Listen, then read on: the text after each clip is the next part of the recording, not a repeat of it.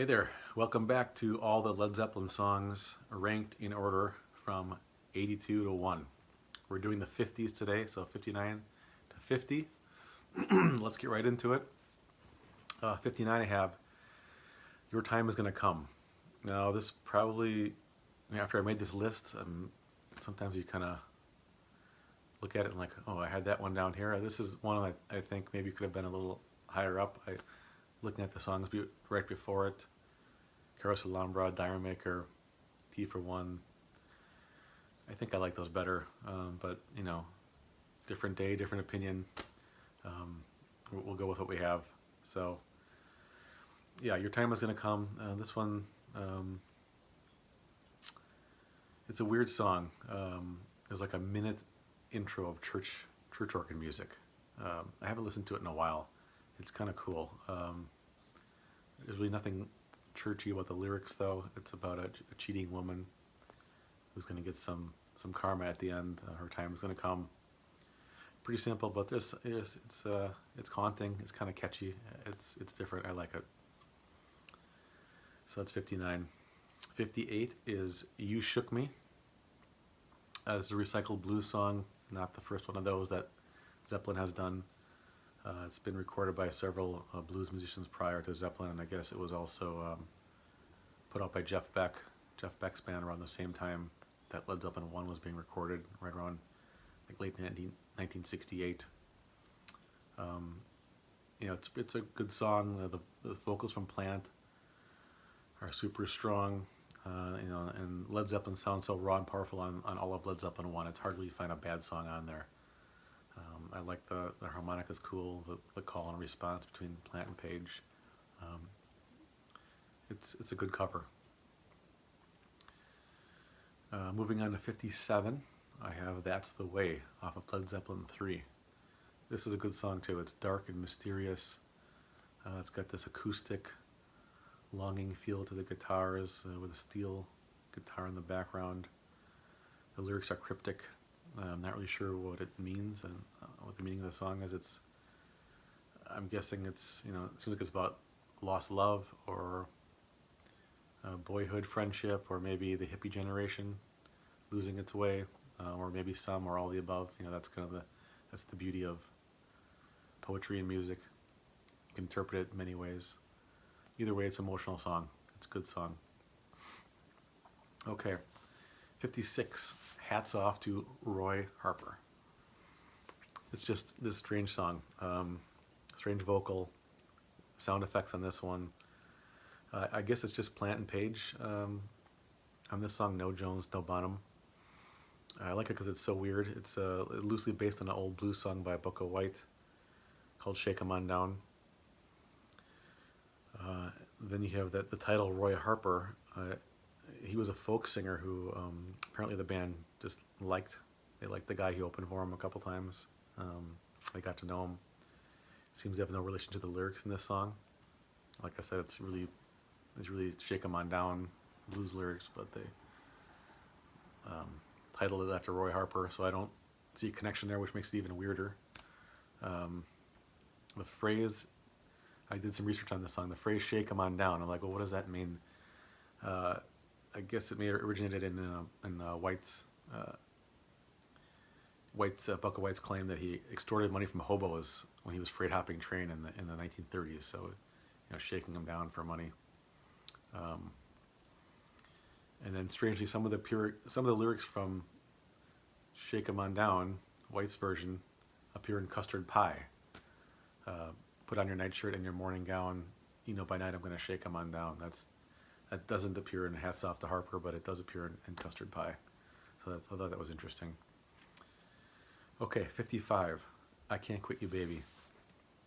All right, so this one appears twice on two different Led Zeppelin albums. Led Zeppelin 1, first album, and then the last album, Coda. I like the first album is a studio version, and the Coda version is a live version, and I kind of like that one better.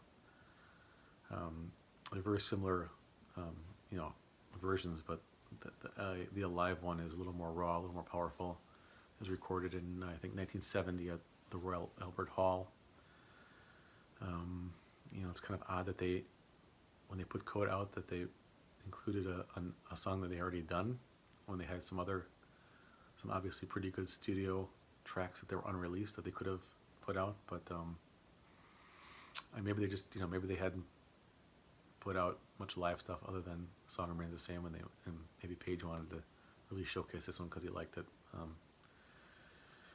It's a good song. It's a Willie Dixon blues cover. Moving on to 54, Walter's Walk, another Coda song. I like the music to this song. It's really cool. It really drives along and has a great groove to it. But the weird thing for me is the singing doesn't seem to match up with the music. It's one of those odd things where just the way he's singing, his phrasing, just doesn't seem to match the punch of the song. And there are several interesting theories about this song.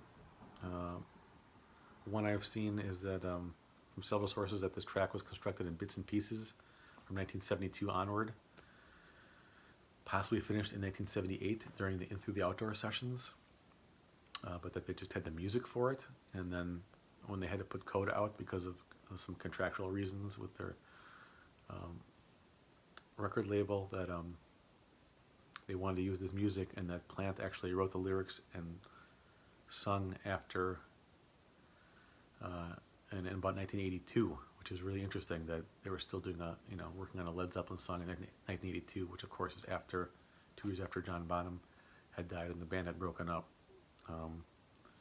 Seems plausible. I mean, the singing and the way Plant sounds definitely seems more like very late 70s, early 80s than early 70s. That's for sure.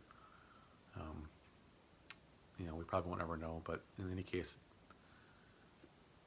the singing and the music just seems incongruent to me a little bit, but it's still really cool to listen to, so I like it. That's 54. 53 is Wearing and Tearing. Another one from Coda. Was the last song on their last album. And knowing Page and the rest of the band, I'm sure this wasn't just an accident. I think they wanted to go out with a punch. It's frantic, it's hard rock, it's fast. It's pretty different from what was on the rest of In Through the Outdoor, even though it was recorded around the same time. Supposedly, some people theory that it was a response to the punk scene that was going on at the time. Like, hey, here's a shout out to the world. We can still rock, guys. We can still do a fast, hard rocker, high energy. It's a cool song. I love when at the end the Plant screaming, medication. It's just it's wild. There's also a really good live performance. They never did it live as a band, but I think it was 1988 at Nebworth Festival. Jimmy Page joins Robert Plant's solo band for a performance of the song. It's a cool version, so check that one out sometime. 52 is Dazed and Confused. So of course this is a classic Zepp song, staple at all their live shows. Jimmy uses a bow to play the electric guitar, so lots of groundbreaking, innovative stuff here. Hard to put a fair review on this one, but I know it might not be as high as some people's rankings, but I still like the song. It's hard to put these in order, but it's good. What can you say? 51, The Crunge. All right, The Crunge is a cool out of the box song for Zepp, which they like to do occasionally. It's happy, it's funky, it's a nod to James Brown type of funk music. Most of the House of the Holy album has this real happy vibe to it. I like that album. It's just really catchy. I like listening to it. It's different. So I like The Crunge. I know some people hate it, but I think it's pretty cool. And then 50, I have Custard Pie. Custard Pie is a real gritty, dirty rocker off of Physical Graffiti. It's catchy. It's kind of one you like listening to again and again. It's got a good groove to it. The lyrics are kind of gross. I don't. It's like chewing a piece of your custard pie. Okay. But it's I like the vibe of it. It's cool and gritty. So, and Plant's voice seems to match that kind of hoarse voice, so it fits the vibe of the song. So that's the 50s, 59 through 50. Coming up soon, we're in the top 50, so we'll do 49 to 40 coming up next. Thanks for watching. See you soon. Bye.